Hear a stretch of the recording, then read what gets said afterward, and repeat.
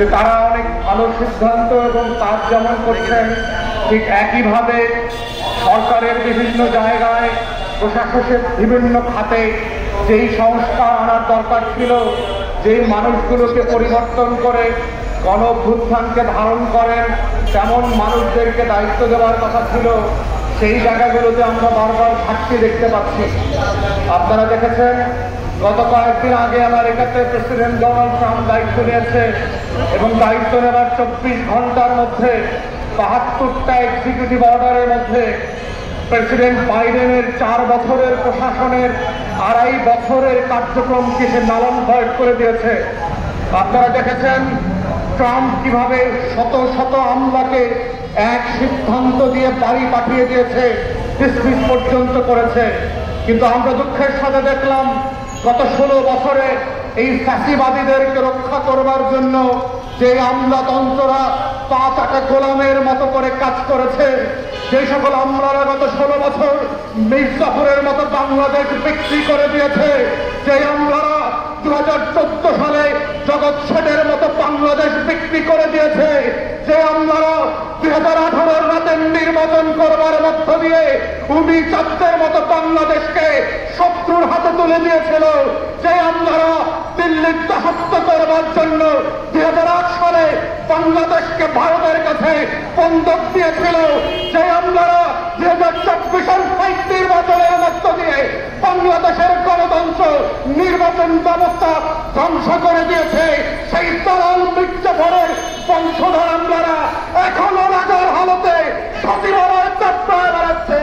বাংলাদেশ এই কারণে রক্ত দেয় নাই, 1700 শহীদ 16 আগস্টে রক্ত দিয়ে গণঅভ্যুত্থান এই কারণে করে নাই যে হাসিনার চাউরা সন্তানরা যে সকল পাটপার আমলারা বাংলাদেশ বিক্রির দাক্ষাত করেছে, শত শত স্মারক আর চুক্তি করে ভারতের কাছে রাষ্ট্র বিক্রি করে দিয়েছে, সেই দালাল আমলাদের কথায় আমাদের এখনো চলতে হবে। রক্ত দিয়ে বাংলাদেশ তৃতীয়বার 24-এর গণঅভ্যুত্থান এই কারণে করে নাই যে আমলাদের কথা মতো অন্তর্বর্তীকালীন সরকারকে ভুল সিদ্ধান্ত নিতে হবে, এই কারণে করা হয় নাই। গরিব মানুষের উপরে আমলাদের পরামর্শে ভ্যাট বাড়াতে হবে, স্থানীয় প্রশাসন ব্যবস্থা ধ্বংস করে দিতে হবে। প্রিয় দেশবাসী, তাই আমরা বারবার বলছি গণঅভ্যুত্থানের স্পিরিট হচ্ছে নতুন বাংলাদেশে জাতীয় শত্রু মিত্র চেনার রাজনীতি বোঝা। নতুন বাংলাদেশ এই রাষ্ট্রকে গড়বার জন্য যদি আমরা নিজেদের পক্ষকার শত্রু এবং বহিঃশত্রুকে না চিনতে পারি, তাহলে বাংলাদেশ আবার পরাধীন হয়ে যাবে।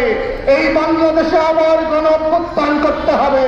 এই বাংলাদেশে আবু সাঈদ মুগ্ধদেরকে আবার বুক পেতে লাশ হয়ে রক্ত দিয়ে বাংলাদেশ স্বাধীন করতে হবে।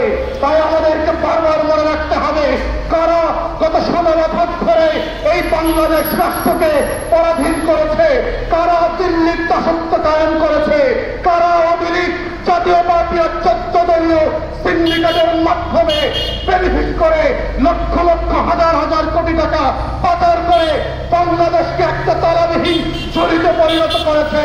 এর ভিতরে আওয়ামী লীগের রাজনৈতিক ব্যবসারা যেমন আছে, বুদ্ধিজীবীরা যেমন আছে, আমলা নামধারী দালাল এবং পাটপাররা আছে, এবং আমরা বারবার দেখতে পাচ্ছি অন্তর্বর্তীকালীন সরকাররা এই একই আমলা, একই সচিব, একই পিএস, একই ডিসিএসপি, টিএনইউ এবং ওসিদের উপরে নির্ভর করে ভুল সিদ্ধান্ত নিচ্ছে, আমাদেরকে ক্ষতিগ্রস্ত করছে, গরিব নাগরিকদের জীবন পিছিয়ে তুলছে, নাগরিক সেবাকে ব্যাহত করছে। তার একটা জ্বলন্ত প্রমাণ হচ্ছে আগা মাথা না ধরে স্থানীয় প্রশাসনের সকল কাঠামো ভেঙে দেওয়া।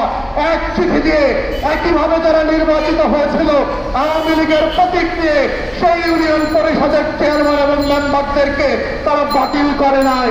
এই হচ্ছে আমাদের আওয়ামী দালালি পাড়া, এই হচ্ছে আওয়ামী লীগের পাটপাড়ি, যেটা আমাদের মধ্য দিয়ে তারা এখনো এই রাষ্ট্রে বজায় রেখেছে।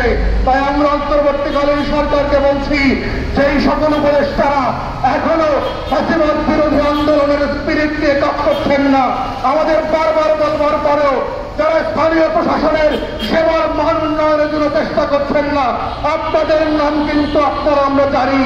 কোন সচিবের কথায়, কোন পিএসএর পরামর্শে আপনারা বারবার ভুল সিদ্ধান্ত দিচ্ছেন সেগুলো কিন্তু আমাদের কাছে আছে, নাম পদবি সহ আছে। বাধ্য করবেন না, উপদেষ্টাদের নাম ধরে ধরে আমরা প্রতিবাদ করব, মিছিল করব। অন্তর্বর্তীকালীন সরকার দুর্বল হবে, এই ধরনের রাজনীতি আমরা করতে চাই না। তবে এটাও সত্য, জনগণ যদি সেবা বঞ্চিত হয়, দেশের মানুষ যদি বারবার ক্ষতিগ্রস্ত হয়, স্থানীয় প্রশাসন ভেঙে যাওয়ার মধ্য দিয়ে যে আওয়ামী ঠিকাদার অংশ ছিল তাদেরকে দিয়ে এখনো গ্রামে গঞ্জে ডেভেলপমেন্ট ওয়ার্ক চলছে, এটার মধ্য দিয়ে গণ অভ্যুত্থানের স্পিরিট নষ্ট হচ্ছে। তাই আমরা বারবার বলেছি, যারা ফাঁসিবাদ বিরোধী আন্দোলনে ছিল সেই সকল কাউন্সিলর, পৌর মেয়ররা বিএনপি জামাত থেকে বহিষ্কৃত হওয়ার পরেও স্বতন্ত্রভাবে দিনের ভোটে নির্বাচিত হয়েছে, তাদেরকে পুনর্বহাল করেন। বিএনপির মহাসচিব মির্জা ফখরুল যে 19 জন মেয়রকে পৌরসভায় পুনর্বহালের কথা বলেছেন, আমরা তার সাথে একমত পোষণ করছি, তাদেরকে পুনর্বহাল করেন। বিএনপি চট্টগ্রামে যেভাবে মেয়রকে পুনর্বহাল করেছেন, সারা বাংলাদেশে ফাঁসিবাদ বিরোধী আন্দোলনের প্রেক্ষাপটে গণ অভ্যুত্থানের স্পিরিটকে ধারণ করে যাচাই বাছাই করে সার্চ কমিটির মাধ্যমে কাউন্সিলরদেরকে পুনর্বহাল করেন, সেবা ফিরিয়ে দেন। আমলাদেরকে দিয়ে সারা বাংলাদেশ ক্ষতিগ্রস্ত হয়েছে গত 16 বছর, তাদেরকে দিয়ে স্থানীয় প্রশাসনকে কোনোভাবে সেবায় ফিরিয়ে আনা যাবে না। তাই এই দাবির প্রেক্ষিতে আমরা দাবি করছি, এই বৃহত্তর আন্দোলন আসবার আগে, ঢাকা অচল হবার আগেই আপনারা সার্চ কমিটি গঠন করেন এবং এই নাগরিক দাবিগুলো মেনে নেন। যাচাই বাছাই করে যারা ফাঁসিবাদ বিরোধী আন্দোলনে ছিল, গণ অভ্যুত্থানের পক্ষে ছিল, তাদেরকে আপনারা পুনর্বহাল করেন, স্থানীয় সেবাকে ফিরিয়ে আসেন। এই আহ্বান জানিয়ে আমার বক্তব্য এখানেই শেষ করছি। সবাইকে অসংখ্য ধন্যবাদ। আসসালামু আলাইকুম।